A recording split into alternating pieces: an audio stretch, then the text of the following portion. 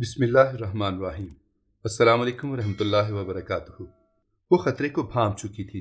وہ اپنے تینوں بچوں کو محفوظ مقام پر پہنچانا چاہتی تھی۔ وہ کراچی کی رہائشی تھی۔ برے وقت میں اس نے راولپنڈی پہنچنا تھا۔ امریکی شک کی بنیاد پر اس کی تلاش میں تھے۔ امریکیوں کو شک تھا کہ 2002 میں میری لینڈ امریکہ میں جو ڈاک ڈبہ کرائے پر لیا گیا وہ ڈبہ القاعدہ کے لیے لیا گیا اور وہ ڈبہ لینے والی خاتون پاکستان سے آئی تھیں۔ بدقسمت ڈاکٹر عافیہ صدیقی بھی نوکری کی تلاش میں امریکہ گئی تھیں۔ سو ایف بی آئی نے ان پر ہی الزام دھر دیا۔ ہونا یہ چاہیے تھا کہ اگر ڈاکٹر عافیہ صدیقی نے کوئی جرم کیا تھا تو امریکہ اس جرم کے ثبوت پاکستان کو دیتا اور پاکستان اپنے قانون کے مطابق ڈاکٹر عافیہ کو سزا دیتا، لیکن معاملہ الٹ ہوا۔ امریکہ نے ڈاکٹر عافیہ صدیقی پر الزام دھرا اور مشرف نے ڈاکٹر عافیہ کی تلاش شروع کر دی۔ ڈاکٹر عافیہ پاکستان کی شہری تھی، وہ پاکستان کی بیٹی تھی۔ امریکہ سمیت ہر ایک سے اس کی حفاظت کرنا ریاست کی ذمہ داری تھی، لیکن بدقسمتی ملاحظہ فرمائیں، جنہوں نے حفاظت کرنی تھی وہی وحشی درندوں کی طرح امریکہ کے ساتھ مل کر ڈاکٹر عافیہ کی تلاش میں لگ گئے۔ 30 سالہ خوبصورت اور خوبصیرت قوم کی بیٹی و بہن ڈاکٹر عافیہ صدیقی اپنے بچوں کو لے کر گھر سے نکلی۔ اسے محسوس ہوا کہ میرا پیچھا ہو رہا ہے۔ اس نے بہت دیر مزاحمت کی، بہت بچنے کی کوشش کی، لیکن وہ مظلوم اور کمزور قوم کی بیٹی قوم کے رکھوالوں کے ہاتھ میں آ گئی۔ مشرف نے ڈالروں کے عوض قوم کی بیٹی کو امریکہ کے ہاتھ بھیج دیا۔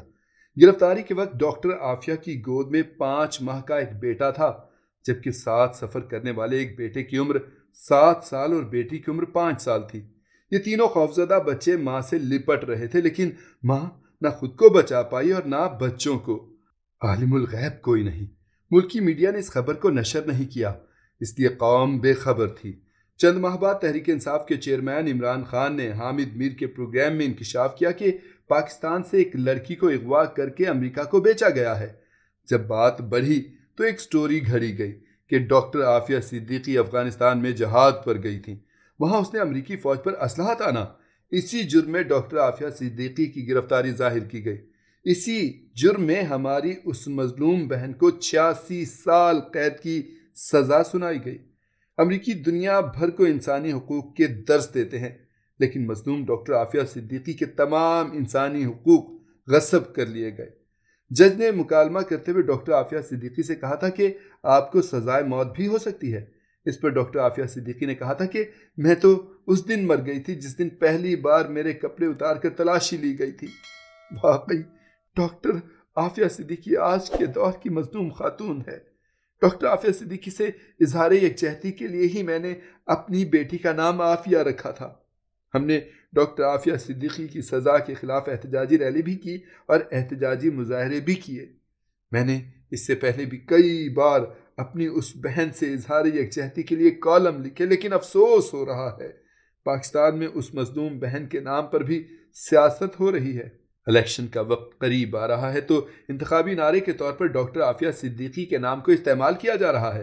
خان صاحب نے بھی یہی کیا تھا، بطور اپوزیشن ڈاکٹر عافیہ صدیقی کا نام استعمال کرتے رہے، قوم کے جذبات ابھارتے رہے، لیکن وزیر اعظم بننے کے بعد کبھی ڈاکٹر عافیہ صدیقی کا نام نہیں لیا۔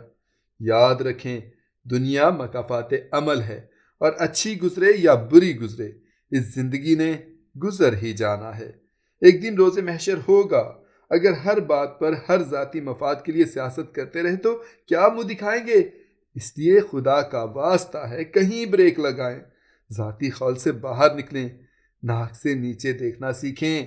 قسمت کی ستم ظریفی اس وقت کے حکمران مشرف فوت ہو گئے، امریکہ افغانستان سے نکل گیا، افغانستان میں طالبان کی حکومت آ گئی، لیکن ہماری مظلوم بہن ڈاکٹر عافیہ صدیقی کی مشکلات جوں کی توں ہیں۔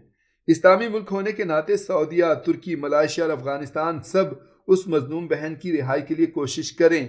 حکومت پاکستان بھی سفارتکاری کے ذریعے دنیا کو متوجہ کرے۔ جس ماجد خان کے لیے سفری دستاویز آسان کرنے کا ڈاکٹر عافیہ صدیقی پر الزام ہے، وہ ماجد خان بھی گوانتانامو بے جیل سے رہا ہو چکے ہیں۔ ساری مشکلات صرف اس بہن کے لیے کیوں ہیں؟ کہیں امریکہ ہماری غیرت کو للکار تو نہیں رہا؟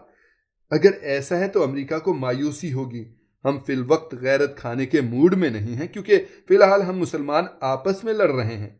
دشمن سے لڑنے کا فی الحال ہم مسلمانوں کے پاس وقت نہیں ہے۔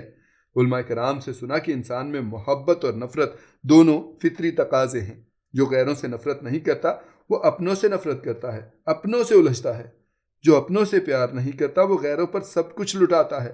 اس لیے محبت بھی کریں اور نفرت بھی۔ محبت اچھائی سے ہو اور نفرت برائی سے ہو۔ لیکن فی الحال بحیثیت قوم ہماری ترتیب الٹی چل رہی ہے۔ فی الحال ہم برائی کے قریب اور اچھائی سے دور ہیں۔ جب تک ہماری یہ ترتیب درست نہیں ہو جاتی تب تک ڈاکٹر عافیہ صدیقی ہم آپ کے لیے کچھ نہیں کر سکتے۔ جب تک ہم یہی کہہ سکتے ہیں کہ پیاری بہن ڈاکٹر عافیہ صدیقی، ہم شرمندہ ہیں، شرمندہ ہیں، شرمندہ ہیں۔